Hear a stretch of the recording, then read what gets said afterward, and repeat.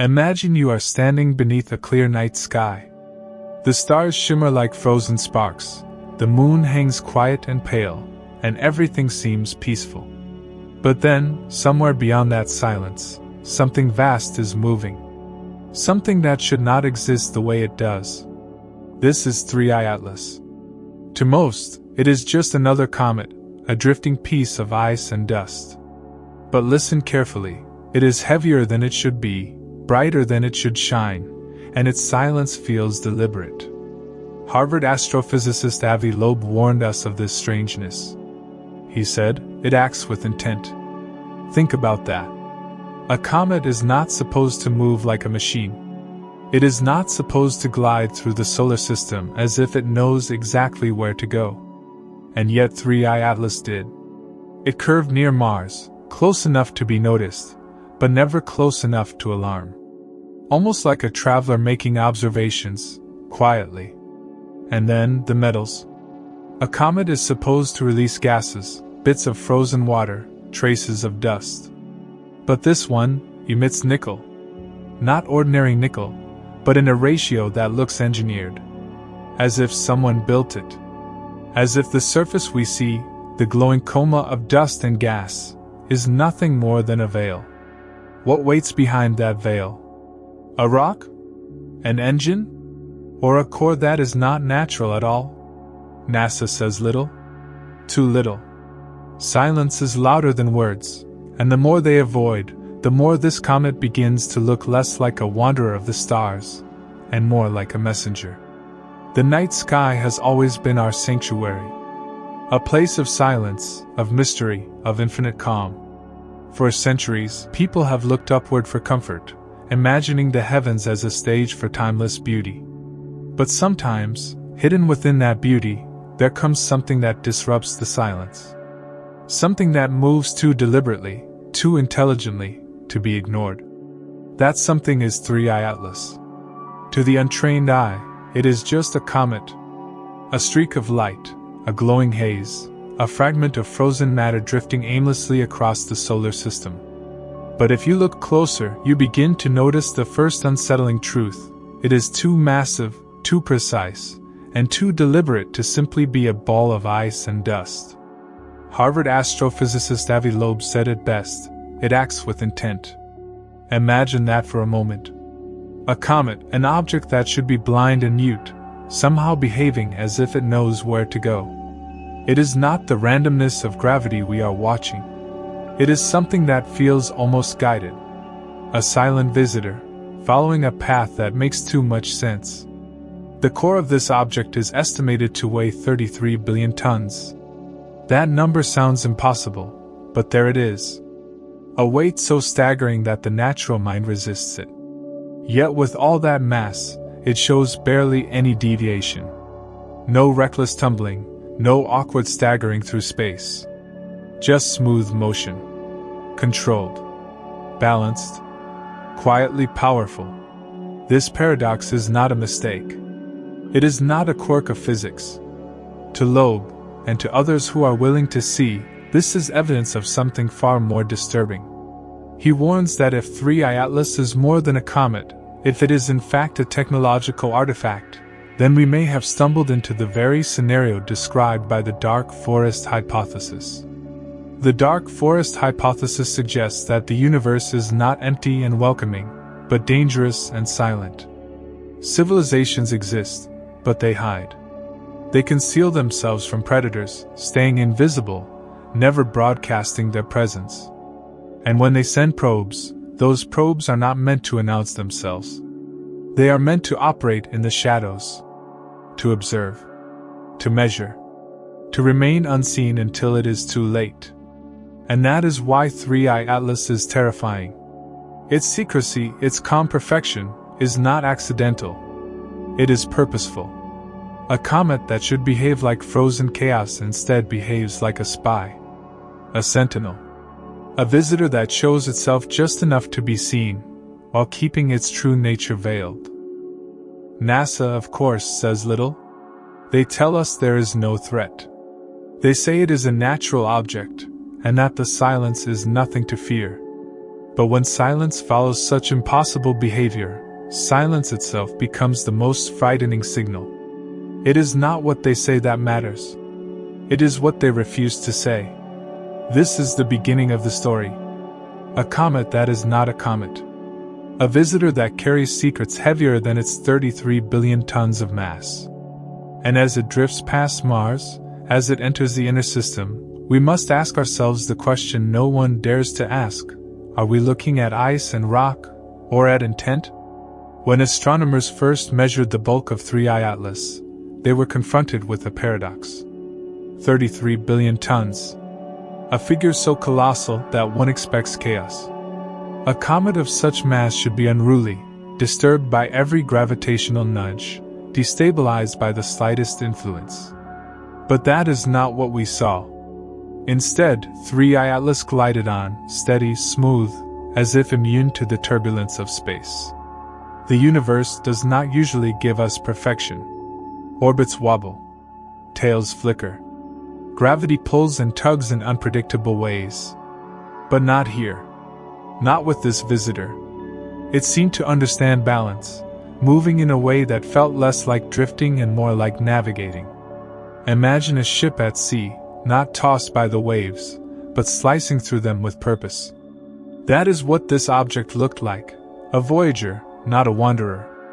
And that is where the whispers begin. Because the weight is not just physical, it is symbolic.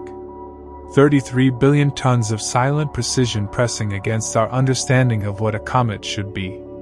The natural mind recoils, because it knows, silence is never this exact. Not without design. Avi Loeb dared to say what others avoided. He asked whether this object could be technological. And with that question, he shattered the fragile comfort of calling it a comet. If it is a machine, then it is not a messenger of chance. It is a messenger of choice. It is here for a reason. But what reason? This is where secrecy deepens. Observatories report data, but then the data thins.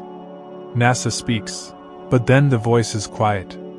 Explanations are given, but they are light, empty, shallow. And the silence after October 3rd, when the object aligned with Mars, is louder than any statement. Instruments saw something, and then, nothing. No words. No release. Just silence, as if the world's most advanced agencies suddenly had nothing left to say. Silence is not ignorance. Silence is not absence. Silence, in cases like this, is presence. It is a choice. It is what you hear when something is too large to deny, and too dangerous to reveal. And so the paradox grows. On one hand, we are told it is a comet. On the other, we are shown behavior that defies comets. On one hand, we are offered calm dismissal. On the other, we are confronted with weight, precision, and metallic signatures that belong not in nature, but in engineering. The contradiction is impossible to miss. And yet, we are asked to look away. But the sky does not lie. A 33 billion ton traveler has entered our system, moving too quietly, too perfectly for comfort. Whether we are ready or not, it has come close enough to see us. Close enough to measure us. Close enough to know we are here. There is a detail most people overlook when they hear the word comet. They imagine randomness. A chunk of ice, hurled by chance, looping the sun before drifting away into the dark. But 3I Atlas betrays that expectation. Because its path is not random. It is deliberate. Look closer. This traveler moves almost exactly along the plane of the planet's orbits. Not far above. Not far below. Its tilt from the ecliptic is only 5 degrees. Out of the infinite angles the universe offers, it chose the one that lies nearly flat with the solar system itself. The odds of this?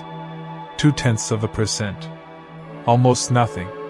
And yet here it is, sliding nearly perfectly along the cosmic stage where every planet revolves. It is the one angle that allows full observation. The one corridor where every orbit can be studied with efficiency. If a machine were designed to map a system, this is the path it would take. Not random. Not accidental. Strategic. And this is where the calm breaks into something more unsettling. Because the universe does not care about efficiency. Gravity is not considerate. Nature does not calculate ideal survey lines. But engineering does. Machines do. Intent does. This visitor flies where it should not, the way no comet should. And as it did, it passed Mars. Close enough to watch. Close enough to listen. Almost like a surveyor leaning over a balcony, quietly taking notes on the world below. Astronomers noticed. So did the orbiters around Mars. The Cassis camera. The high-rise lens. Instruments built to capture detail finer than the eye can dream of. They had the comet in their sights. They had the moment. But what was shown to the public? Silence. A few statements about shutdowns, about data still being processed, about nothing unusual. But silence is always louder when you expect answers. If there was nothing to see, why stop showing? If it was only dust and ice, why cut the feed? Why make the world wait in the dark? This is why 3I Atlas unsettles us more than any comet before it. Not just its size. Not just its balance. But the trail of silence it leaves behind. A silence too neat, too consistent, to be anything but intentional. And so, drifting across the ecliptic plane, this object wears the mask of chance. But beneath that mask, there is a different expression. One that speaks not of randomness, but of purpose. If the path was the first whisper of intent, then the composition is the second. Because what 3I Atlas releases into space is not what a comet should release. Ordinary comets bleed water vapor, carbon monoxide, small traces of ammonia, and dust. They crumble as they warm, exposing the primitive chemistry of the early universe. But when this object exhaled, it gave us something else. Nickel. A flood of it. Nickel, yes. But not alone. The ratio between nickel and iron in its emissions does not resemble anything we have catalogued in natural space. It is not the fingerprint of stars, not the debris of ordinary collisions. Instead, it looks closer to what humans create in furnaces and factories, alloys engineered for strength, endurance, and survival. Think about what that means. A comet should not carry the echoes of industry. Yet this one does. The metals that escape from it are less like the raw elements of creation and more like the polished remnants of a workshop. As though beneath the surface, something else is hiding. Something denser. Something designed. This is where the veil becomes clear. The glowing coma of dust, the long tail stretching like smoke across the night sky, all of it could be camouflage.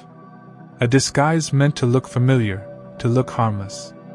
Behind that haze, the true body remains unseen. A core not of frozen chaos, but of technology. A shell built to withstand the cruelty of interstellar flight. A design made not to announce itself, but to survive the journey. It is here that Avi Loeb's warning grows sharper. If this is a machine, then it is also a mask. We are not seeing its face, only the costume it wears. And in that thought lies the quiet dread, because if it hides itself, it hides with intent. Not to protect us. To protect itself. To pass unseen. And yet, for all its effort, it did not pass unseen. We saw the nickel. We measured the ratios. We noticed the impossible balance of its motion. We witnessed its path slicing across the ecliptic like a surveyor's ruler. What we did not see, what they will not show, is the core itself. The dense, unbroken truth at the heart of the haze. But if the metals are a clue, then that heart is not a rock. Not an accident. It is something else. Something that waits behind the veil, while we guess, speculate, and wonder if the universe has already spoken to us, not in words, but in silence and disguise. The silence surrounding 3I Atlas deepens when we look at its destination.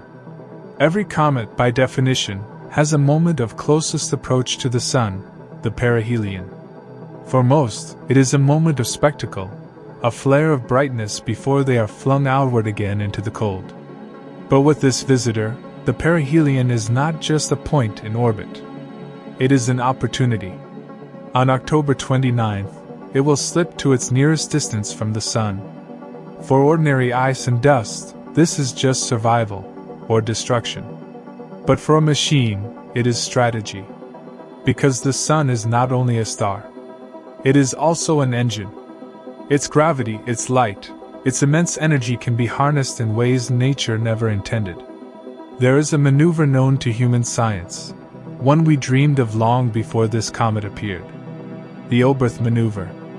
It is a technique where a spacecraft, at the moment of its greatest velocity near a massive body, uses an engine burn to multiply its effect. With this strategy, a probe can change speed dramatically, or even slow itself to linger where it should have escaped. It is a way of bending the laws of flight, of staying hidden in a system where gravity wants to expel you. And here is the unsettling thought: if 3I Atlas were a machine, then its perihelion is the perfect chance to perform this maneuver. While hidden behind the Sun from Earth's view, it could slow down. It could anchor itself to the solar system. It could choose to stay. No telescope on Earth will see what happens in that moment. No orbiters will have an unobstructed view. The Sun itself will act as a curtain, and behind that curtain, this traveler could make its choice in silence. If it simply drifts onward, then perhaps it truly is only ice and dust. But if it lingers, if it loops back, if it anchors near a planet or uses Jupiter's gravity to fold itself into orbit, then the disguise collapses. We would no longer be looking at a comet. We would be looking at intent. And intent is far more terrifying than impact. Because an impact is an accident, a strike of chance. But intent is design. Intent is choice. And choice means presence. This is why the silence matters. This is why the nickel matters. This is why the trajectory matters. Piece by piece, the image forms. Not a ball of frozen chaos, but a traveler. Not an accident, but a plan. As it glides through the dark, we watch from below, wondering whether the universe has already sent something into our backyard. Something that knows more about us than we know about it. Something waiting, quiet, until the moment it decides to be seen. 3I Atlas is not just a comet. It is a question. A 33 billion-ton question, moving silently through the night sky. And its answer may come not in words, but in what it chooses to do when no one is watching. There is a certain comfort in thinking of comets as harmless. They come, they go, they brighten our skies and vanish back into the dark. They are ornaments of the heavens, not dangers. But with 3I Atlas, that comfort dissolves. Because if this visitor is not natural, if it is in fact a machine, then the threat is not collision. The threat is presence. The dark forest hypothesis warns us of this. The universe, according to that vision, is not friendly. It is a forest filled with hunters, each one silent, each one hidden, each one waiting. No civilization dares to shout its existence, because to be noticed is to risk destruction. And when they send probes, they are not lanterns to illuminate space. They are shadows. Quiet observers, watching without being seen. 3I Atlas fits this shape too neatly. It hides in plain sight, wrapped in a veil of gas and dust. It moves where observation is easiest, slipping across the ecliptic. It holds its mass steady, almost mockingly, as though its balance is no accident at all. If it is a probe, then it may not be alone. It may be a messenger, a scout, a signal that others are closer than we wish to believe. That is why Loeb calls for vigilance. Not because the comet will crash into Earth. NASA repeats this point endlessly. There is no risk of impact. And yet the denial is almost irrelevant. The question is not whether it will strike us, but whether it is already studying us. Whether its hidden core is transmitting. Whether its silence is not silence at all, but a signal directed somewhere else. And so humanity watches, nervously, but not with clarity. Because clarity is denied to us. After the encounter near Mars, after October 3rd, when the orbiters should have shown us the truth, the stream of data fell quiet. NASA, ESA, the very organizations that exist to reveal, suddenly turned inward. They spoke of shutdowns, of systems paused, of data still under review. And then, nothing. It is one thing to face the unknown. It is another to be told not to ask. That is what makes this silence so unbearable. Our best instruments stared at the visitor. They captured its form, its motion, perhaps even its hidden surface. And instead of answers, we are given excuses. Some whisper about what the cameras may have seen. The cylindrical form that Perseverance once captured on Mars. The strange patterns of light that could not be dust alone. Were those structures? Reflections? Machines cloaked in disguise? We are not told. We are only told to wait. But silence is not waiting. Silence is choosing. And the longer the silence stretches, the more it resembles a wall. Behind that wall, something is being kept.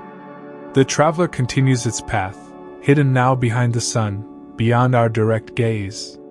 But the institutions that promise truth have shut their mouths. This is not the silence of space. This is the silence of secrecy. And that is the true threat. Not collision. Not even presence. But the idea that humanity is not ready to face what has already arrived. That the first contact we have been waiting for may not come in the form of greetings and handshakes, but in the shape of a disguised object slipping through the solar system, while those who know more keep their silence. The night sky is still beautiful. The stars still glimmer. But beauty feels different once you know that something could be hiding among them. Watching. Waiting. And shielded not by distance, but by human refusal to speak. They call it the Trojan horse for a reason. At first glance, it is nothing but dust, ice, a drifting relic of creation. Harmless. Beautiful, even. A gift from the stars, lighting up our skies. But the myth teaches us that appearances deceive. A hollow form may conceal intention. A vessel may carry something far more dangerous than itself. When 3I Atlas passed near Mars, it should have been just another cosmic postcard. The orbiters stationed there are among humanity's finest machines, sharp-eyed, relentless, built to map every grain of Martian soil. If there was nothing unusual, they would have shown us nothing unusual. Instead, they showed us silence. That silence itself is a message.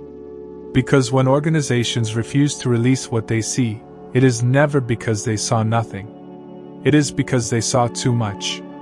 Some whisper that what the cameras recorded was not cometary dust, but geometric shadows. Patterns no random rock could form. A glint like metal where no ice should be. A rotation too precise, too measured, to belong to chaos. These fragments trickle into forums, into research notes, into the cracks between official statements. And though nothing is confirmed, the unease spreads. What would it mean if the comet's heart is hollow? If inside the glowing shroud is not stone, but structure? Some theorize chambers. Compartments. The kind that could hold instruments, or worse, passengers. The idea chills because it makes sense. A true alien vessel would never arrive openly. It would arrive disguised. Wrapped in the familiar. Hidden within the ordinary. Just as the horse of Troy entered not as a threat, but as a gift. And so, the comet's disguise is too perfect. Its timing too precise. It arrives at a moment when our instruments are capable of seeing more than ever before, and yet not advanced enough to penetrate its every layer. It arrives as we argue, as we fragment, as our species looks inward more than outward. It arrives when our guard is down. Was that coincidence? Or was it strategy? For some, the question is not if Atlas is artificial, but what its purpose is. A scout, perhaps, to measure our defenses. to test our awareness, to see if we notice the deception. If that is the case, then perhaps the silence of NASA and ESA is more than secrecy. Perhaps it is protection. Because what if acknowledging the truth is exactly what the visitor wants? If the dark forest is real, then answering a signal could be suicide. To announce, "We see you," may be the same as shouting into a forest full of hunters. Perhaps our leaders know this. Perhaps their silence is not betrayal, but defense. But if so, defense bought at the price of our ignorance. And that raises another question. What if the comet is not observing us, but waiting for us to acknowledge it? A trap, triggered not by proximity, but by recognition. A game of cosmic patience, in which the first to break the silence loses. There is a terrifying symmetry here. The Trojan horse was not forced into the city. It was welcomed, dragged inside by those who wanted to believe in the gift. We, too, want to believe that comets are just comets. That visitors are harmless. That beauty is simple. And perhaps that is the very weakness the visitor is testing. If the silence continues, then maybe the trap has not yet sprung. But if the day comes when someone, somewhere, confirms the truth, when the words, "This is not natural," are spoken publicly, we will know. We will know because the silence will finally break, not from Earth, but from the thing itself. Until then, we live in a waiting game, pretending the visitor is nothing more than light and dust, even as the weight of its presence presses against the edges of our understanding. The night sky has always been a mirror for human wonder. But now, for the first time, it feels like a mirror for human fear. Not of what we see, but of what may be looking back. They call it the Trojan horse for a reason. At first glance, it is nothing but dust, ice, and frozen gases. A drifting relic from the outskirts of creation, harmless, fragile, even beautiful. A cosmic ornament cast across the blackness of space. Something to wish upon, not something to fear. But myths endure because they repeat themselves. And the story of Troy is more than a legend. It is a warning about what happens when trust blinds caution, when the familiar disguises the unfamiliar, and when the door we open is the one that leads to ruin.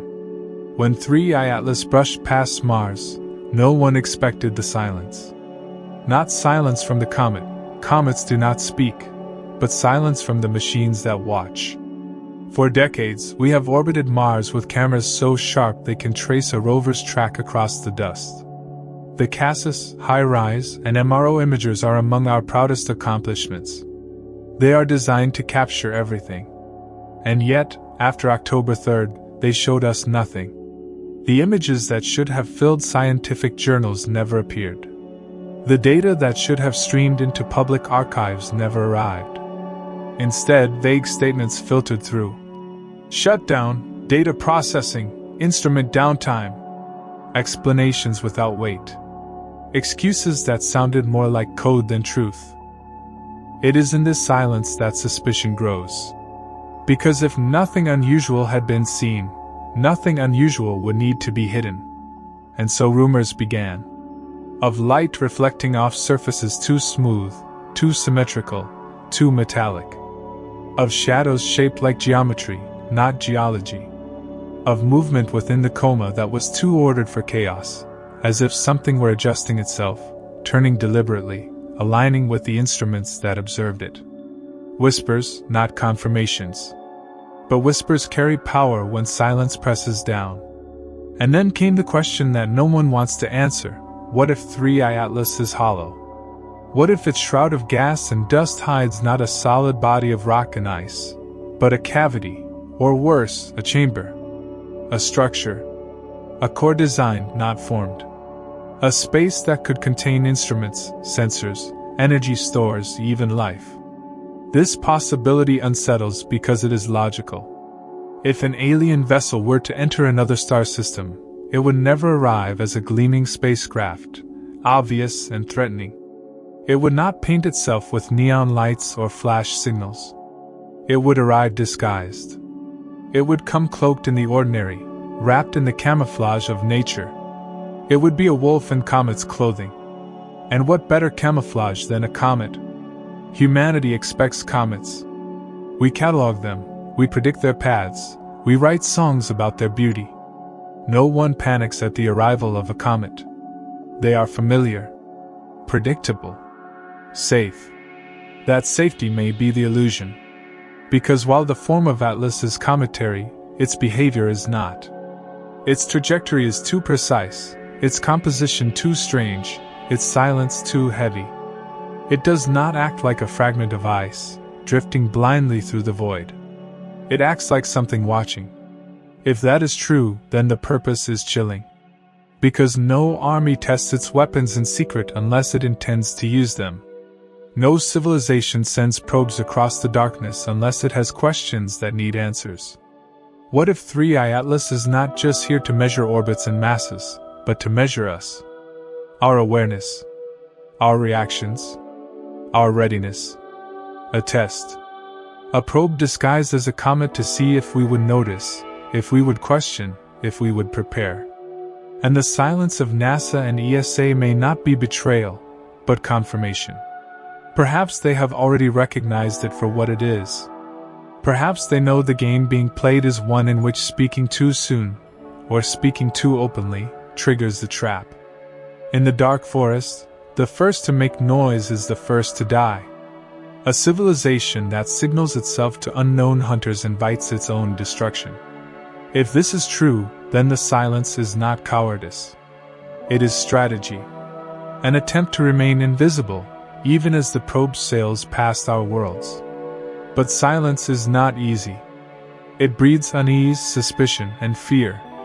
The public does not know if it is being shielded from panic, or simply abandoned to ignorance. And in that void of certainty, imagination fills the gap. Some envision the comet as a scout ship. Others see it as a data collector, sampling the electromagnetic hum of our planet, tasting our atmosphere as it brushes past Mars. Some whisper of sleeper mechanisms, waiting for a signal from the depths of space to awaken. The image of the Trojan horse rises again. The Greeks did not batter down the gates of Troy. They offered a gift, something beautiful and harmless. The Trojans themselves pulled it inside, blind to the danger it carried. What if we are the Trojans now? What if the harmless glow of Atlas is not harmless at all? What if the danger lies not in what it is, but in how we treat it, with trust, with dismissal, with indifference? The chilling symmetry is hard to ignore. We want to believe in comets as wonders, not weapons. We want to believe in beauty without consequence. But perhaps that very desire is the weakness being tested. If the comet truly watches, then perhaps it does not wait for us to see it. Perhaps it waits for us to acknowledge it. For the moment we declare, "This is not natural," that too could be the trigger. A game of cosmic patience, in which the first to break the silence loses. Until that day, the test continues. We look up at a night sky painted with the soft tail of Atlas, pretending it is only ice, only dust, only beauty. But in the quiet corners of our minds we know. We know the weight of its presence is not that of a simple rock. We know that myths repeat themselves. We know the horse waits until the gates are opened. If you were to break a comet apart, you would expect the same story every time. Ice. Dust. Fragments of rock held together by frozen gas. Nothing more exotic than the leftovers of planets, crumbs swept aside by gravity long ago. That is what science has always promised us. Comets are relics, not wonders. And yet, when 3i Atlas began to shed its veil, astronomers detected something they did not expect. The signature of nickel. Not a trace, not a whisper, but a torrent. Clouds of nickel pouring into the coma, released as if some reservoir within the core were bleeding into space. Nickel is not impossible in nature. It exists in meteorites, in planetary cores, in asteroids that once melted and separated into layers. But here is the problem: comets are supposed to be primitive, untouched, frozen snapshots of the early solar system. They are not supposed to contain the fingerprints of processing, of separation, of industry. And then came the ratio. Nickel, yes, but not balanced with iron as nature demands. Not the NiFe mix seen in meteorites, planets, or stars. Instead, a skewed proportion, eerily similar to the alloys forged in furnaces on Earth. An echo of stainless steel. A mirror of what we ourselves would craft for strength, for durability, for survival under extremes. Harvard's Avi Loeb did not call this an accident. He called it camouflage. Not the camouflage of color or shape, but of chemistry. A disguise at the molecular level. A structure built of alloys chosen not by geology, but by engineering. Alloys that could survive the pounding radiation of interstellar flight. Alloys that could endure the stress of acceleration and the drag of dust. Think about what that means. If Atlas were simply a rock, its nickel would be ordinary, balanced, predictable. But instead, it glows with the chemistry of artifice. Not fingerprints of a creator, but fingerprints of design. And here is the unnerving part. The Comet itself, that glorious, glowing tail we marvel at through telescopes, could be nothing more than misdirection. An intentional cloak. The dust and gas, not the body, but the shroud. A shell to distract from what lies within. Because if the heart of Atlas is technological, if beneath the dust is a dense, engineered machine, then the coma is its disguise. It blinds us, overwhelms our sensors, forces our instruments to read chaos instead of clarity. We see only haze when perhaps inside is symmetry, geometry, order. This possibility is not without precedent. Humanity itself has built probes with shields and shells to survive the violence of space. We wrapped Voyager in protective casings. We armored the Parker solar probe to endure the sun's fury. We know the strategy because we use it. Is it so unthinkable that another civilization would do the same? That they would mask their work as nature's relic, knowing it would slip past suspicion? And if that is the case, then the comet is not simply a messenger. It is a lesson. A demonstration that nature itself can be the perfect cover. Consider how fragile our assumptions suddenly appear. For centuries, we trusted the chemistry of the stars to tell us the truth. A spectrum of light was supposed to reveal composition, temperature, age. But what if the spectrum is manipulated? What if the ratios we see are not accidents of fusion, but signatures of intention? The glow of nickel around Atlas is, to some, just another puzzle. To others it is proof. Proof that not everything in the sky is what it seems. Proof that sometimes, the disguise is written in elements, in atoms, in the very dust we dismiss as ordinary. There is a phrase whispered among scientists when they confront the unexplainable. Too neat to be natural. Atlas carries that weight. Its alloy signature is too neat, too suspicious, too much like what we would build ourselves. And if it is what we would build, then the question becomes unavoidable. Who built it first? And what do they want here? Because the comet is not only massive. It is resilient.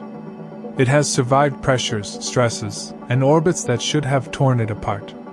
If it truly hides a technological heart, then it is not a fragile visitor. It is robust.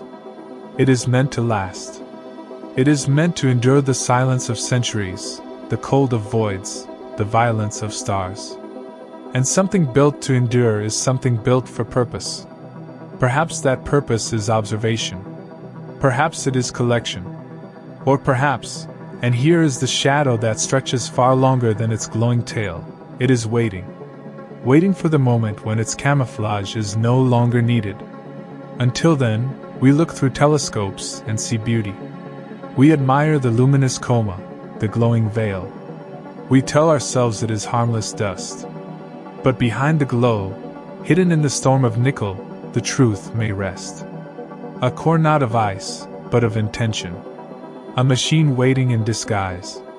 And the silence of our institutions, the hesitance to reveal what the cameras truly captured, suggests one thing. Perhaps someone has already seen through the camouflage. Perhaps the secret is not in doubt, but in containment. The question is not whether 3i Atlas hides something. The question is whether we are ready to face what is revealed when the glow finally fades. Every comet has its date with the sun. A fiery passage when the frozen body plunges toward the furnace, flares into brilliance, and is either shattered or hurled outward again. It is nature's cycle, predictable and merciless. For centuries, astronomers have charted these dances, comforted by their inevitability. But 3i Atlas bends that comfort into unease. Because if this visitor is more than ice, if it carries not randomness but design, then the sun is not its destroyer. The sun is its engine. There exists a maneuver in the language of spacecraft navigation that feels almost mythical in its simplicity. It is called the Oberth maneuver. The principle is clear. A rocket, when burning its engines at the point of highest speed near a massive body, gains far more energy than it would elsewhere. Gravity magnifies thrust. A single burst, placed perfectly, multiplies into a leap across the stars. Humanity has studied it. Our engineers dream of harnessing it to send probes farther than we ever imagined. Yet we have never attempted it on the grand scale. It remains theory married to hope. But what if 3i Atlas is preparing to do exactly that?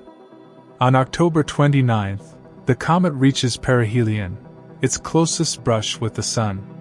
For an ordinary comet, it is just another flare of brightness, another crack of ice. But for a machine, this is the stage. This is the moment to fire engines, to adjust velocity, to bend destiny. And it will all happen where no human eye can follow. At perihelion, Atlas slips behind the sun from Earth's view. Our telescopes go blind. Our orbiters, scattered across the solar system, cannot see through the blinding curtain of plasma. It is the perfect blind spot, a shield of fire. Whatever occurs there, occurs unobserved. If Atlas is only a comet, it will emerge again, following its expected course, arcing outward into the dark. But if it is not, then the possibility is darker. It could fire in secret. It could slow itself. It could use the Oberth effect not to flee, but to stay. And if it stays, everything changes. Because an interstellar comet should not linger. Its fate is exile, to sweep past, to vanish forever into the silence between stars. If Atlas chooses instead to settle into an orbit, to tether itself with Jupiter's gravity, to coil silently around the sun, then chance is no longer a player. Coincidence is no longer a defense. That would be choice. That would be intent. Imagine what that means. A machine disguised as a comet, not drifting by accident, but embedding itself deliberately within our solar system. A quiet sentinel, disguised as beauty. A watcher anchored in the heart of our neighborhood, hidden from casual suspicion because we mistake it for what we already know. The implications spiral outward, unsettling in their simplicity. If Atlas can use the Oberth maneuver, it means propulsion. If it has propulsion, it means control. If it has control, it is not debris. It is not relic. It is vessel. And if it is vessel, it is messenger. Or scout. Or something worse. This is why the date matters. This is why scientists whisper of October 29th with unease. Because on that day, while Earth's skies are blinded, the truth of Atlas will be written into its path. Will it speed outward into eternity, vanishing as nature demands?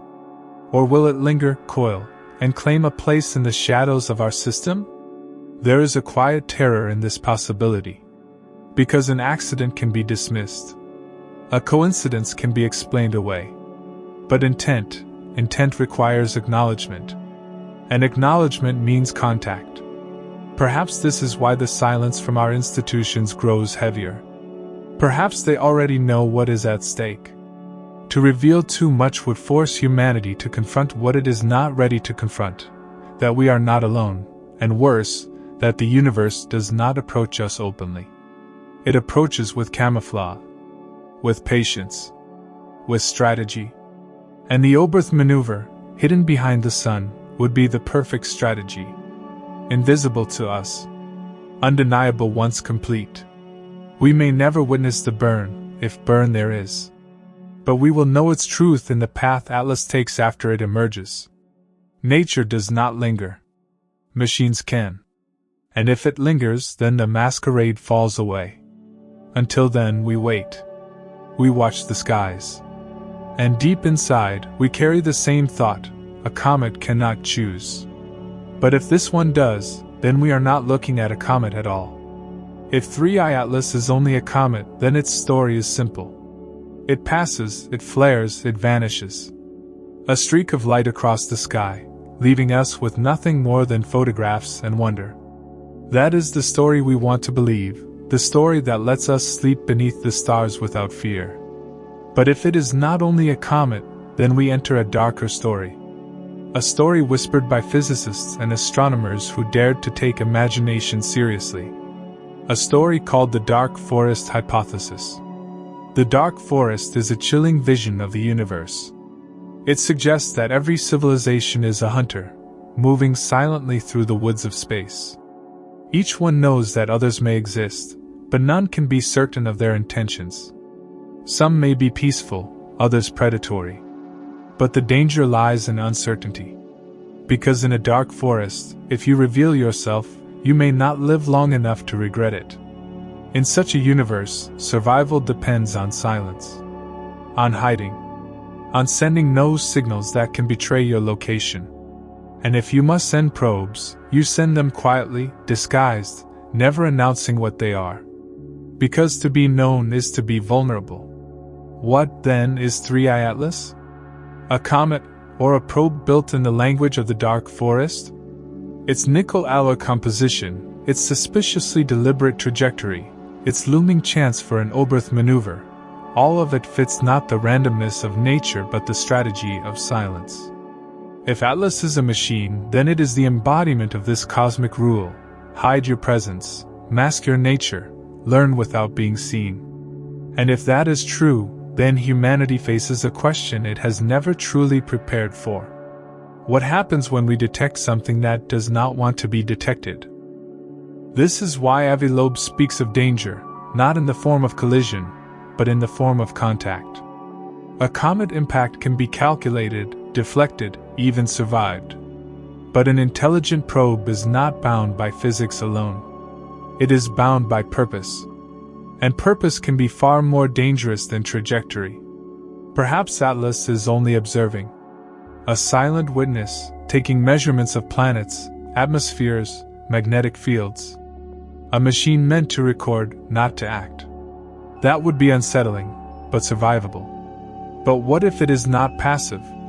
What if it carries a signal?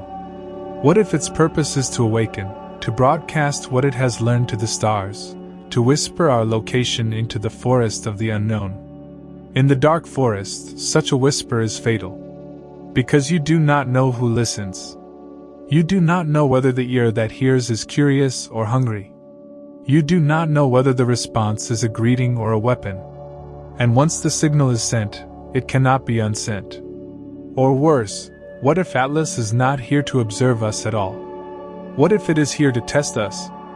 To see how quickly we notice. To measure how our institutions react. To learn whether we dismiss, deny, or prepare. Because that knowledge, too, is valuable. For a hunter, knowing the strength of its prey is as vital as knowing its position. And if humanity fails the test, if we prove slow, divided, blind, then perhaps the next visitor will not come disguised. Perhaps it will not drift silently. Perhaps it will come with intent too obvious to ignore. This is the weight of the threat. Not that Atlas will crash into Earth. NASA insists it poses no such danger, but that its very presence forces us into the logic of the dark forest. It forces us to realize that the universe may not be quiet by chance. It may be quiet by design. A silence enforced by those who know that noise is death. And if Atlas is a probe from such a civilization, then our awareness of it is already dangerous. To see it, to name it, to speak of it aloud may already be breaking the rules of silence. Perhaps that is why the official institutions have gone quiet. not because they are hiding knowledge from us, but because they are terrified of being overheard. The comet glows beautifully in the night sky. Its tail stretches like a brushstroke of light, serene, almost holy. But beauty can be a mask, just as silence can be a weapon. And beneath that beauty lies a possibility we cannot easily dismiss, that this is not just an object from another star, but a decision made by something that knows more about survival than we do. The dark forest does not forgive the loud. It does not forgive the curious. It forgives only the cautious, the hidden, the silent. And so we watch Atlas drift past, a glowing question mark against the stars. We wonder whether it is only a comet. We hope it is only a comet. Because if it is not, then we have already been noticed. And in the dark forest, being noticed is the most dangerous thing of all. After October 3rd, something strange began to happen. The world's telescopes had been watching 3I Atlas for weeks, tracking its approach, predicting its path, studying its glow. NASA and ESA had even scheduled simultaneous observations with their orbiters around Mars, MRO, TGO, MAVEN. Everything was ready. And then, suddenly, silence. It began quietly, like the dimming of a light. The live updates stopped. The data feeds that usually appear in public logs were delayed. Days passed. Then weeks. And instead of the flood of images the scientific community had expected, the detailed photographs from HiRISE, the spectra from CASIS, there was nothing. When reporters asked, the answers came like pre-recorded lines. Temporary data shutdown. Instrument recalibration. Processing backlog. Expected delay. Each explanation made sense on its own. But together they built a wall, a perfectly uniform wall, as if crafted to block curiosity rather than inform. In official statements, NASA maintained composure. Nothing unusual was detected. The object remains consistent with a cometary body. But for anyone who has followed space agencies long enough, the tone felt different. Too careful. Too rehearsed.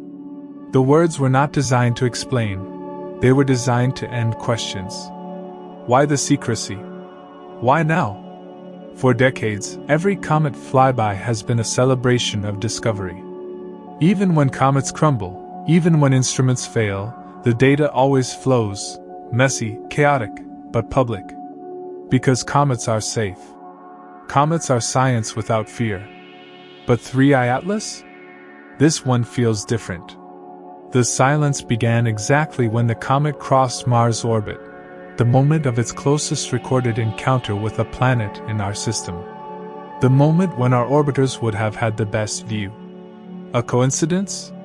Maybe. Or maybe that's when they saw something that didn't belong in a comet's anatomy. There were unconfirmed reports from amateur radio astronomers, whispers that signals in certain bands spiked during the flyby, repeating pulses buried in the static of cosmic background noise.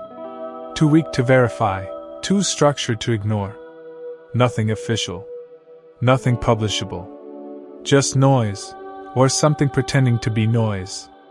But what if the silence isn't about hiding a discovery from the public? What if it's about containment? In the dark forest, knowledge itself can be dangerous. To announce, "We have found something unnatural," is to send a flare into the night. It tells every listening civilization that there is a species here, a species curious enough to look, and foolish enough to speak. Perhaps NASA is not suppressing information to deceive us, but to protect us. Perhaps they are obeying a rule older than our species: do not shout into the dark. Still, silence is a double-edged sword. Because where truth is withheld, imagination blooms. On forums and encrypted boards, theories spread like wildfire. Some claim that MRO captured an image of a cylindrical structure embedded in the coma, metallic, reflective, unnaturally symmetrical. Others speak of perseverance on the Martian surface photographing something glinting high above the horizon, a streak that was not debris, not dust, not natural. Of course, NASA denies it all. The agency insists there is no evidence of artificial components. But what if that phrase itself is crafted to be technically true? What if they cannot confirm what they saw, not because it was false, but because they don't understand it yet? A discovery like this would change everything: religion, science, politics, economics. It would collapse the illusion of cosmic solitude. And perhaps, behind closed doors, data is analyzed. Behind firewall-protected labs, images are examined frame by frame. The public is kept in the dark not because of deceit, but because of uncertainty. Because if the truth turns out to be what some suspect, that 3I Atlas is not a comet but a machine, then revealing it would not just answer questions. It would ignite panic. Imagine what that means for NASA's scientists. To look at an image, to measure the impossible ratio of nickel to iron, to trace a trajectory that behaves like control rather than chance, and to know that they cannot speak it aloud. Because once spoken, the world would never return to normal. And so, the silence continues. Every delay, every temporary outage, every postponed press release becomes part of the pattern. The stillness between updates becomes a language of its own, a language of quiet dread. Somewhere, deep inside the archives, data exists. Images that could settle the debate forever. Pictures of something glinting, structured, engineered. But they remain unseen. Locked behind layers of classification, perhaps never to be released. And the people who know, the ones who have seen, carry the weight of that silence. They know that one image could rewrite human history. They know that one mistake, one leak, one reckless disclosure could wake up more than just fear. Because if the dark forest is real, then speaking into it, even by accident, is the one thing you must never do. When the comet slipped behind the sun, it vanished from our direct gaze. For now, Earth was blind. But the silence did not mean the end. It meant waiting. Because even if NASA and ESA refused to speak, the solar system itself would. And at the center of the next chapter is Jupiter. The gas giant is more than a planet, it is a gravitational titan, the anchor of our system. Its pull is so vast that it bends the trajectories of comets, asteroids, and even spacecraft. Entire populations of celestial bodies, the Trojan swarms, the centaurs, the icy objects from the outer belt, owe their orbits to its influence. If 3I Atlas truly carries intent, Jupiter is the place where we will know. Why? Because natural comets behave predictably near Jupiter. They swing past, their paths warped by gravity into new ellipses, parabolas, or hyperbolas. Every motion follows Newton's law, every curve is written in advance. But an artifact, a machine, could use Jupiter differently. Not as a hazard but as a tool. Imagine this: as 3I Atlas approaches Jupiter, it adjusts, subtly, invisibly, its trajectory. Not random drift, not outgassing from ice, but something calculated. A maneuver so quiet that only precision measurements could detect it. The comet would then use Jupiter's pull to slow itself, to linger in the system, perhaps even to shift onto a stable orbit. In human terms, this would be the equivalent of braking, of a ship deciding not to leave, but to stay. And that decision would change everything. Because a comet that chooses to remain is not a comet at all. For now, we can't see it. 3I Atlas hides behind the sun, invisible to Earth-based telescopes. But beyond our planet, other eyes are watching. The European mission JUICE, designed to study Jupiter's icy moons, is in position. In November 2025, it will turn its instruments toward the object. High-resolution cameras, spectrometers, and plasma detectors will collect the kind of evidence that cannot be denied. But here is the unsettling part: we won't see those results right away. The data will be transmitted back in fragments, processed over months, filtered through teams and committees. Which means the public will not know until February 2026. That delay, 3 long months, is already feeding speculation. What if JUICE detects signs of control? What if its instruments register shifts in velocity too precise to be natural? What if the spectra reveal metals, alloys, designed, not forged in stars? The prospect is almost unbearable. Because such a discovery would not be a mystery to debate. It would be a verdict. Jupiter is not just another checkpoint in 3I Atlas's path. It is the crossroads. If the comet passes without anomaly, the story may fade, another strange rock, remarkable but harmless. But if it changes course, if it lingers, if it uses Jupiter to anchor itself, then we are not watching a comet at all. We are watching a mission unfolding in our own backyard. The possibility is enough to split the scientific community. Some argue it is still coincidence, still natural, still safe. Others whisper of intent, of design, of something older and stranger than human technology. A third group says nothing at all, preferring the comfort of silence, because even asking the question is dangerous. For now, we are left waiting while an object the size of a mountain drifts unseen, waiting while Jupiter prepares to pull on it like a cosmic scale. And when JUICE sends its reports in 2026, the results will be more than just numbers. They will be a mirror, reflecting not just what 3I Atlas is, but what we are willing to admit. Because if the data shows the impossible, if the orbit shifts against prediction, if the core glows with unnatural metals, then we will have to face a truth far more profound than any comet. That truth is simple, terrifying, and undeniable. We are not alone. And someone, or something, has already entered our system, using Jupiter as its first harbor. We come now to the end of the trail, though not to the end of the mystery. Because the truth about 3I Atlas is not just written in its trajectory, its metals, or its silence. The truth is written in the question it forces us to ask. What is it? At first glance, the answer seems simple. A comet. An interstellar wanderer, the third of its kind to cross our skies. Ice, rock, dust. An object without will, without mind, without meaning. That answer is comfortable. It lulls us back into routine. But then the details return, the ones we cannot forget. Its mass, 33 billion tons, yet it drifts with unnatural steadiness. Its path, a perfect slide along the plane of the planets, as though following their dance on purpose. Its metals, nickel and iron, yes, but mixed in ratios that echo factories, not stars. Its secrecy, NASA's silence, ESA's delay, orbiters turned away just as the world leaned forward to watch. These are not the traits of chance. These are the traits of choice. And choice means presence.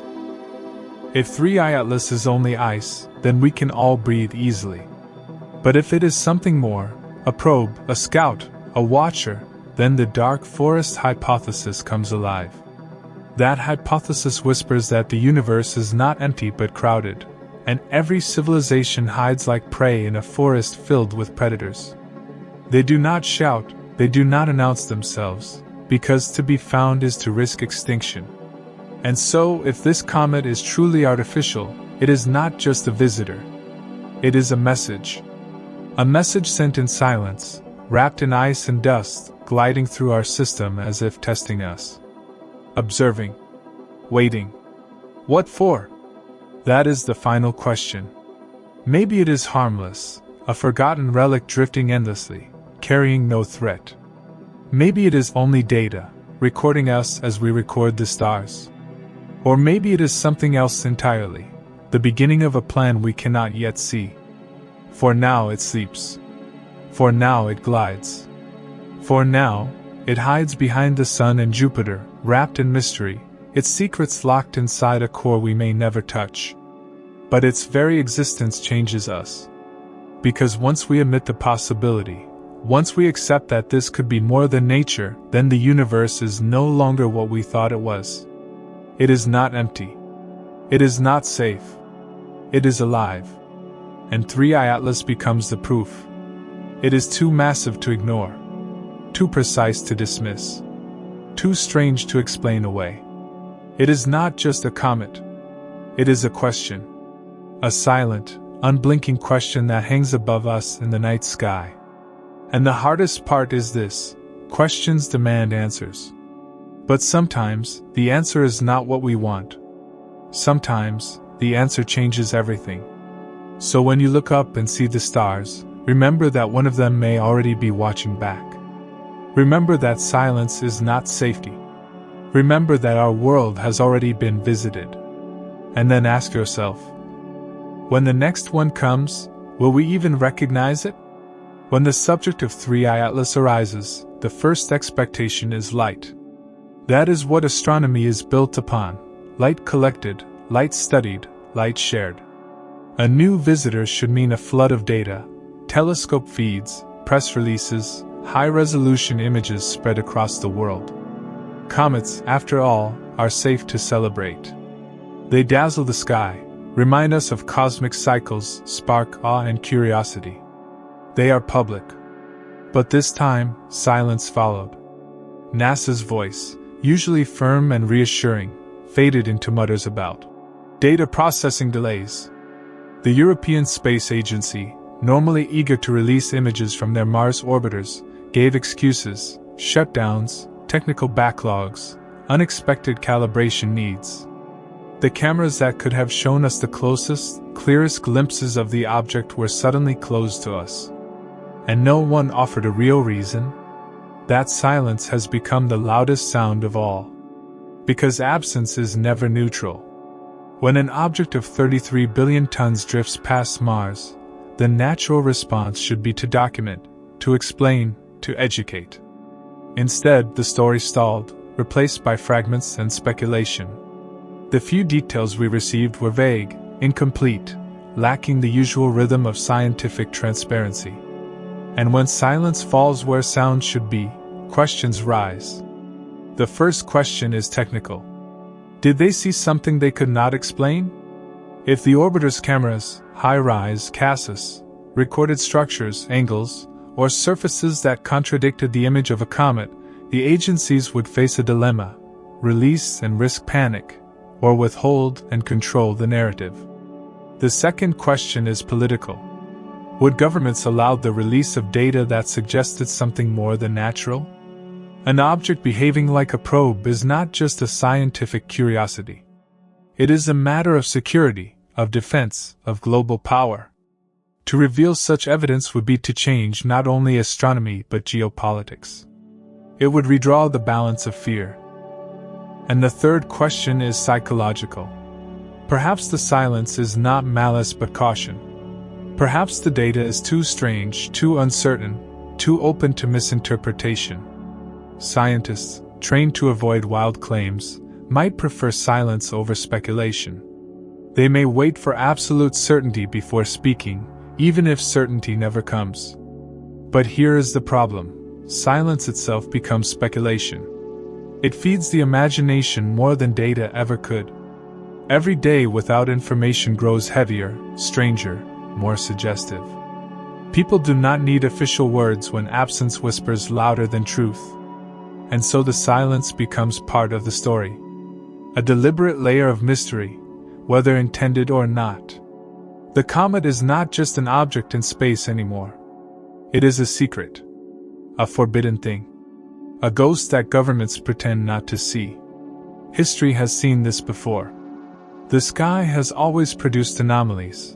Lights, shapes, shadows that governments locked away in files labeled classified. The pattern repeats. First comes the sighting. Then comes the silence. Finally comes the suspicion. And 3I Atlas is the perfect candidate for suspicion.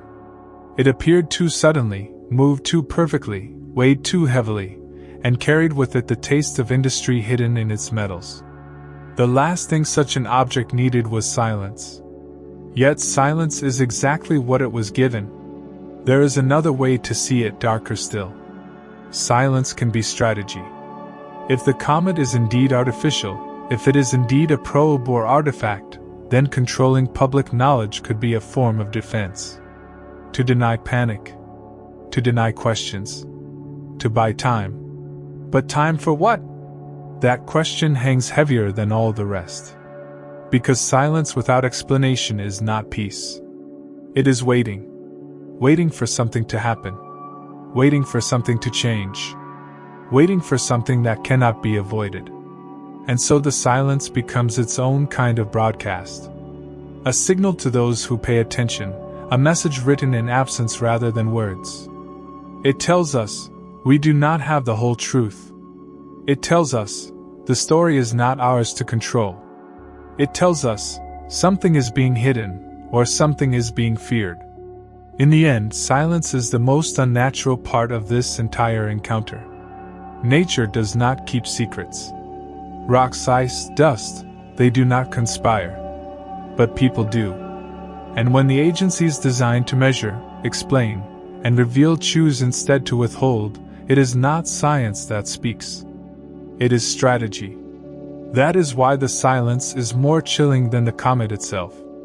Because the comet may be natural or artificial, harmless or threatening. But silence is always intentional. And that intent, whether for caution, control, or concealment, may be the truest sign that 3i Atlas is not just another visitor in the dark. Every age has looked at the sky and seen something of itself. The stars are eternal, but our interpretation of them is not. Each generation projects its fears, its hopes, its myths upward, painting the heavens with human meaning. The ancient Babylonians studied the movement of planets with a precision that astonishes us even now, but they did not see planets. They saw omens. To them, a comet streaking across the night sky was not a frozen traveler of dust and ice. It was a messenger of gods, a harbinger of war, a warning carved into the fabric of fate. They recorded these lights obsessively, convinced that heaven and earth were bound by threads invisible to all but the most careful eyes. Centuries later, the Greeks mapped the sky into constellations, embedding their myths in patterns of stars. Orion, Perseus, Andromeda, names that echo still, were not arrangements of light but living stories. Comets, to them, were often fires rising from the earth, disturbances of air and ether, omens of imbalance. In the Middle Ages, comets became signs of plague, famine, or divine punishment. When Halley's comet blazed across the sky in 1066, it was painted into the Bayeux tapestry as a symbol of doom for King Harold. When it returned centuries later, it frightened entire cities into prayer, fasting, and terror. To see a comet was to see chaos intruding on order, the heavens themselves disturbed. It was not until the scientific revolution that comets began to be understood as natural objects, bound by gravity, tracing long ellipses across the void. Newton and Halley showed that the chaos was in fact order, predictable, calculable, knowable. The sky was not a divine script but a clockwork, precise and endless. Comets were no longer omens, but mathematics. And yet, even in this age of science, they still stir something older in us. When a comet appears, crowds still gather. Telescopes point upward, cameras flash, news headlines bloom. Awe mixes with unease. The rational mind knows it is ice and dust, yet the heart remembers the whispers of ancestors, omen, messenger, warning. Now, in our own age, we face a comet that does not behave as expected. 3i Atlas does not fit easily into Newton's equations, into the language of dust and ice. Its mass is too large, its trajectory too precise, its metals too industrial. It reminds us of those earlier ages, when the sky refused to fit the story we wanted to tell. Perhaps this is our turning point. Just as the ancients saw gods, just as the medieval world saw omens, just as the scientists of the Enlightenment saw mechanics, we may now be forced to see something else, something beyond comet or omen or calculation. Something that carries intent. It is a pattern as old as history itself. Every time we think we understand the sky, it surprises us. Every time we believe we have silenced the mystery, it returns in a new form. The heavens refuse to be domesticated. They resist our explanations, demanding always that we look deeper, think wider, fear more, or wonder more. 3I Atlas is our generation's reminder of this truth. It is a disruption, a challenge, a spark that forces us to ask again, what are we really seeing? What is really moving above us? And just like those who came before us, we may misread it. We may imagine too much, or too little. We may mistake an artifact for a comet, or a comet for an artifact. But whatever the truth, the comet has already fulfilled its ancient role. It has unsettled us. It has cracked the shell of certainty. It has reminded us that the universe is not a finished book but an unfolding story. This is why silence matters. This is why secrecy matters. Because when the sky produces something that does not fit, the way we respond becomes part of history too. If the ancients left myths, if the medievals left prayers, what will we leave? Silence or truth? 3I Atlas is more than an object in space. It is a mirror of our age. A test of whether we are ready to see the sky not as myth, not as omen, not as clockwork, but as something stranger still, a place where the line between nature and technology, between chance and intent, is no longer clear. And if history teaches us anything, it is this: every generation thinks it is prepared for the next revelation. Every generation is wrong. Throughout history, the sudden appearance of a comet has been enough to shake civilizations. These were not just streaks of light across the night. They were events so shocking that entire empires shifted in their wake. The ancients did not treat comets as background scenery. They were thunder in the heavens, silent yet earth-shaking, and no king, no empire, no temple dared ignore their arrival. The Assyrians kept tablets of clay on which scribes carved long lists of comets, eclipses, and planetary alignments. They believed these signs were messages from their gods, direct warnings written in the sky. A comet meant a king would fall, a war would begin, or famine would strike. If a comet appeared in the east, it meant danger to the eastern provinces, in the west, danger there. The entire machinery of empire paused to interpret what heaven had declared. The Chinese, perhaps more than any other civilization, were relentless observers of the sky. Their records stretched back thousands of years, detailed accounts of broom stars, as they called comets. They noted their brightness, their tails, their direction, and above all, their consequences. To them, comets were not passive.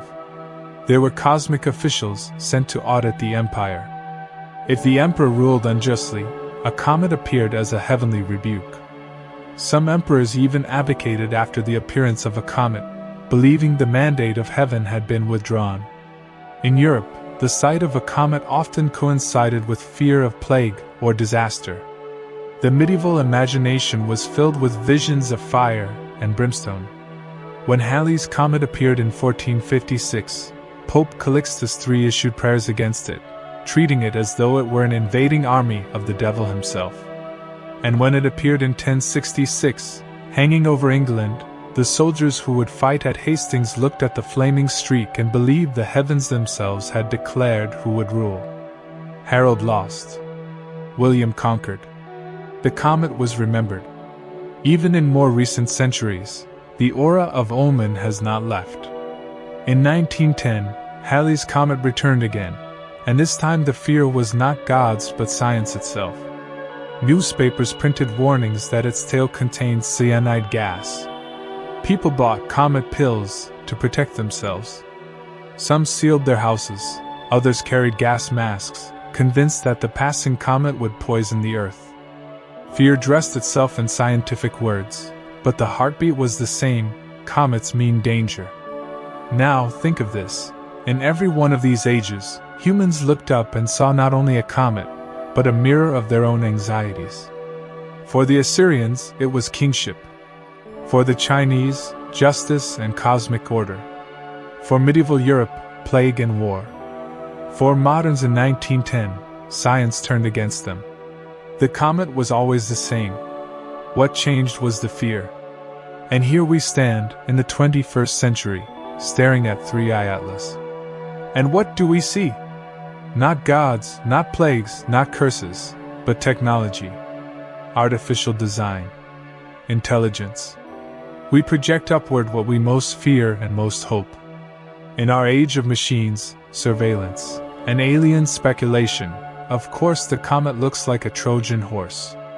Of course it looks alive. But is that projection, or revelation? The resemblance is uncanny. The materials that seem metallic, the trajectory that seems too precise, the sheer scale of the object, all of it combines to whisper what earlier ages would have declared loudly: this is not natural. If the ancients were here, they would not hesitate. They would write in their tablets, carve into their scrolls, paint into their tapestries. A messenger has come. Beware. What has changed is not the comet, but us. We have learned to doubt. We tell ourselves, do not leap to conclusions. Do not call it artificial. Do not call it alive. And yet, deep inside, we feel what the ancients felt: a disturbance in the heavens. A messenger in disguise. A warning cloaked in silence. The difference is this: in their time, the comet passed, and they went back to their lives. But 3I Atlas may not pass so easily. It lingers in our calculations, in our telescopes, in our minds. Its orbit intersects possibility itself. So when we ask, why does this comet resemble a Trojan horse? We are also asking, why does every age find its greatest fear written in the sky? When we look at 3I Atlas, there is a question that burns quietly in the background: what if it is not only what it appears to be? What if beneath the frozen dust, the bright coma, and the shroud of mystery, something waits? That thought alone has unsettled scientists and dreamers alike. And it is not new. Humanity has always suspected that some visitors are not merely rocks, but messengers. Imagine the comet as a vessel wrapped in disguise. On the surface, it looks like a fractured chunk of ice, an ordinary traveler.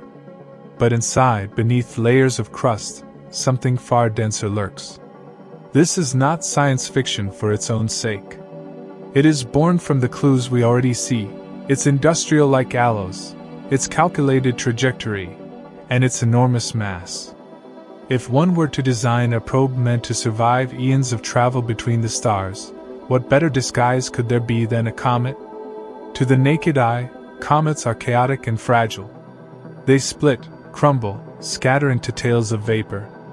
But 3I Atlas is strangely stubborn. It holds its line. It resists collapse. It moves with purpose. That is why the comparison to a hidden delivery resonates so strongly. It is the perfect camouflage. A civilization advanced enough to send an object across interstellar space would know that to survive, it must be overlooked. It must wear a mask that no one would dare question. And here lies the most haunting parallel. In myth, the wooden horse of Troy was not feared because it looked dangerous. It was feared too late because it looked harmless. The trick was not to show strength but to show weakness, to hide within plain sight. If 3I Atlas is only ice and dust, then our caution is harmless. But if it is more, then it is repeating the oldest strategy in the universe: concealment. Think about the details that gnaw at astronomers. A comet emitting nickel in unnatural ratios. A comet traveling almost perfectly along the ecliptic plane, as though it wished to measure planetary orbits like a surveyor mapping territory. A comet arriving in our era, coinciding with our most vulnerable century, as though its timing were not random at all. Each fact alone is strange. Together they form a picture that is difficult to dismiss. The human mind has always seen patterns, sometimes too eagerly. But what if, for once, the pattern is real? What if the reason it feels deliberate is because it is deliberate? There is also the silence. Silence is not just the absence of information, it is often a presence in itself. When agencies halt updates, when telescopes go quiet, when images are withheld, it deepens the suspicion that what has been seen cannot easily be explained. If 3I Atlas were an ordinary comet, the images would flow freely. But when something looks strange, silence often follows. That is why speculation grows. Because where there is quiet, people begin to whisper. And those whispers always return to the same question: what if it is carrying something? Not in the literal sense of soldiers or weapons, but in the broader sense of purpose. What if its very presence is the message? A signal that we are not alone, but that those who travel between the stars prefer not to arrive openly. They prefer masks. For centuries, we have imagined alien contact as a sudden revelation, a fleet descending, a broadcast across the stars. But perhaps it is more subtle.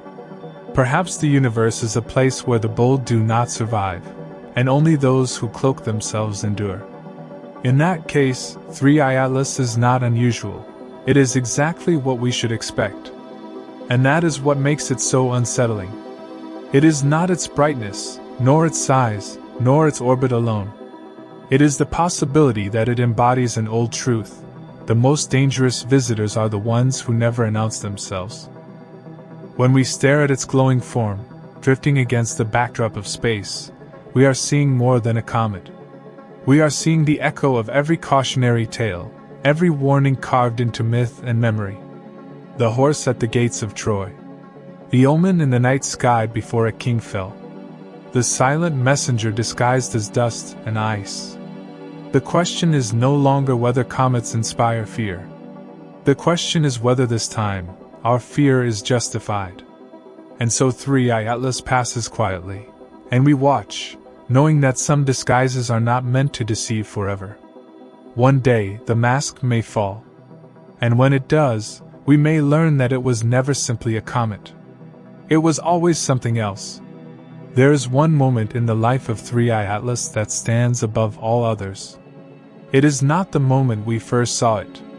Not when it streaked past Mars. Not even when telescopes caught its faint metallic breath. The most important moment is the one still unfolding, perihelion, the instant it brushes closest to the sun. At first glance, this is ordinary. Every comet has a closest approach. They fall inward, whipped by gravity, swing around the star, and are thrown back into the dark. That is their destiny. But 3i Atlas carries with it a whisper of something else, something that chills those who study its path: the possibility of an Obert maneuver. Named after Hermann Oberth, one of the pioneers of rocketry, the maneuver is both brilliant and terrifying in its simplicity. If a craft burns its engines at the moment of perihelion, when it is closest to the sun, it can magnify the effect of that burn immensely. The sun's gravity acts as a multiplier, turning a small push into a colossal redirection. A comet, a probe, a disguised vessel, anything, could use this slingshot not just to escape, but to settle. To stay. And that is what unsettles scientists. Because if Atlas were simply a random fragment, its perihelion would be nothing but an endpoint. It would dive in, flare brightly, lose mass, and depart forever. But the precision of its orbit suggests another possibility, that this close pass is not the end of its story, but the beginning of a maneuver. Imagine it. The comet dives into the glare of the sun, hidden from Earth-based telescopes by the blinding light. Instruments on Earth fall silent. Spacecraft in orbit lose line of sight. For days it is invisible, cloaked by the very star we depend on. And during that invisibility, anything could happen. A shift of trajectory. A controlled deceleration. A choice. When it emerges again, its path may no longer match the path we predicted. This is why Loeb and others have spoken carefully but urgently about intent. If Atlas changes course in even a subtle way, it is not random. It is not nature.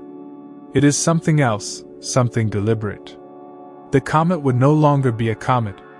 It would be a vehicle choosing where to go. What makes this so haunting is the stealth of it. In human imagination, alien arrivals are dramatic, ships blazing through the sky, signals pouring across our radios. But a maneuver like this is quiet. Invisible. Performed at the one moment when all eyes are blinded. It is not a declaration. It is concealment. The opposite of spectacle. And that makes it all the more unnerving. Think about what it means if Atlas slows instead of accelerates. Instead of flinging itself back into interstellar space, it could bind itself into a new orbit. Perhaps one that lingers near Jupiter, or skirts the asteroid belt, or threads its way past Mars again. In other words, it would not leave. It would stay. And why stay? That is the question that coils in the back of the mind. If this were a random body, its only purpose would be to come and go. But if it is a probe, then staying makes perfect sense. To watch. To study. To wait. The Orbit maneuver is not just a mathematical trick. It is a strategy. It is something chosen by an intelligence that understands orbital mechanics. For humanity, it was a breakthrough in rocketry theory. For a civilization capable of sending objects between stars, it is routine. And if Atlas is performing it, then we are watching a piece of technology at work, disguised as nature. The silence of NASA and ESA after October only deepens the suspicion. Why pause the stream of data precisely when the comet approaches its most critical moment? Why let the public look away at the very instant something extraordinary could happen? Whether this is deliberate secrecy or simple bureaucracy, the effect is the same. We are left to imagine what is happening in the glare of the sun. And imagination fills the void with unease. Picture it emerging weeks later, gliding not where it should, but where it chooses. Its orbit no longer predictable, its intentions no longer hidden. A comet that has broken the rules of comets. A visitor that refuses to leave. The Orbit maneuver is the knife's edge, the pivot point. It is the difference between chance and choice, between nature and design. If Atlas passes through perihelion unchanged, perhaps we can exhale. But if it does not, if it lingers, then everything we thought we knew about what drifts into our system must be reconsidered. For now, the comet sails unseen, wrapped in solar fire. And we wait. Because the moment it emerges, we will know whether it is truly just ice and dust, or something far more patient. If 3I Atlas were to pass by and vanish forever, the story would end in a sigh of relief. We would file it away alongside Oumuamua, alongside Borisov, as yet another strange visitor whose mysteries we would never fully solve.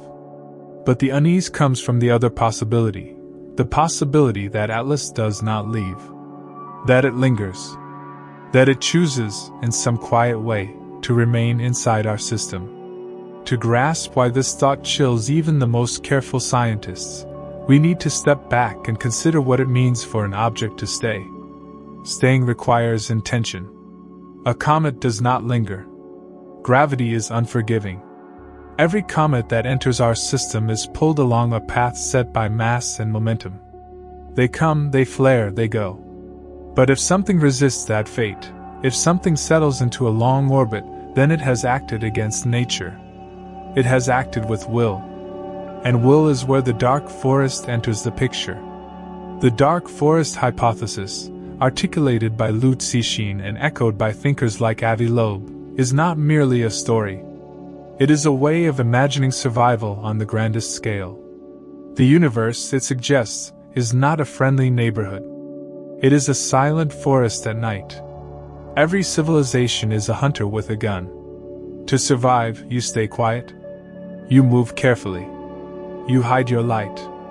Because out there, someone else may be watching. And if they know where you are, they may choose to erase you before you erase them. In that vision, probes like Atlas make perfect sense. They are not emissaries of peace. They are scouts. They come disguised. They appear harmless. But their purpose is not to announce themselves. It is to measure. To watch. To determine what lives here, what threatens, what might grow dangerous. If Atlas chooses to stay, then it is not simply drifting, it is positioning itself. It is becoming an eye in the sky, a sentinel placed where it can observe without being observed. Think of how humans use satellites, probes, telescopes. We too send machines not to reveal ourselves, but to learn. To gather. To assess. Why would an older, far more advanced intelligence do anything different. And here is where the unease sharpens. If we are being watched, then what will follow? Perhaps nothing. Perhaps observation is the only goal. But the dark forest warns of another outcome, that probes are the prelude to decisions. That once you are mapped, measured, and understood, the next step is not silence, but response. The truth is, we do not know which side of the dark forest we stand on. We do not know if we are hunters, prey, or simply fireflies blinking in the dark. What unsettles us about Atlas is the suspicion that someone else already knows. Picture it, a probe disguised as a comet, now hidden in an orbit near Jupiter, or perhaps riding alongside Mars, or slowly creeping into a trajectory closer to Earth. Not doing anything overt. Not attacking. Not declaring itself. Just waiting. Just listening. For years, decades, centuries. The patience of machines is not the patience of humans. A probe can wait long after we forget it is even there. And then the thought cuts deeper. What if this has happened before? What if the solar system has always been a theater of hidden watchers? Perhaps comets that split mysteriously, or asteroids with strange metallic signatures, were never entirely natural. Perhaps we live under a quiet surveillance that we have only just begun to notice. Atlas, then, is not the first, it is simply the one we happen to catch with better eyes. This possibility transforms the night sky. The stars above no longer look like distant fires but like the canopy of a forest filled with eyes. And suddenly, silence feels less like peace and more like strategy. The unsettling part is not proof. We have no proof. The unsettling part is how much sense it makes. If you were them, if you were anyone navigating the dangers of the cosmic forest, would you not do the same? Would you not send scouts cloaked as comets, probes wrapped in camouflage, waiting for their moment? Would you not prefer to be mistaken for ice and rock rather than be exposed? And so the comet moves, quiet, deliberate, and we cannot shake the suspicion that it has already chosen to remain, to stay among us, to turn our system into its watchtower. We look up at the heavens and ask, is Atlas alive? But the deeper, darker question is this: if it is alive, then what does it want with us? For now, it drifts unseen behind the blaze of the sun. But in the months to come, when it emerges, its path will tell us everything. If it leaves, we can breathe. But if it stays, if it slows, if it settles, then the forest is not empty, and we are not alone in it. And perhaps, in that moment, we will understand why civilizations hide, why silence reigns, and why the brightest lights of the universe are often those most quickly extinguished. The journey ends here, though in truth it never really ends. Because 3I Atlas is not simply an object moving through space. It is an idea moving through us. Long before telescopes, long before equations, humanity stared at the night sky and wondered what might dwell there. The ancients saw gods, monsters, omens. Sailors charted their courses by starlight, poets compared love to constellations, prophets found signs in wandering lights. The sky has always been a mirror for our deepest fears and highest hopes. And now, in the age of data and science, the sky offers something stranger. Something that refuses to fit into comfort. A comet, or perhaps not a comet at all, that moves with the precision of intent, that carries metals that taste of industry, that slides along orbits as if measuring rather than drifting. It is easy to dismiss. Easier still to laugh. But laughter fades when silence grows heavy, when space agencies close their doors, when the data we expect never arrives. In that silence, imagination becomes sharper than denial. Because if 3I Atlas is natural, it is still astonishing, a messenger from another star, a fragment of alien chemistry, a gift from beyond our sun. But if it is not natural, then it is something far greater. A machine older than our history. A probe designed for patience. A question sent across the void by hands, or claws, or minds we cannot yet imagine. And what then? What happens to us when we are no longer the only question in the universe, but part of someone else's answer? The truth is, humanity has always been waiting for this moment, even if it feared it. Every story we told about visitors from the stars, every radio signal we sent into the dark, every telescope we built, every whisper of curiosity was a preparation. We wanted to know if we were alone. Now, perhaps, we are beginning to find out. But knowledge is never without cost.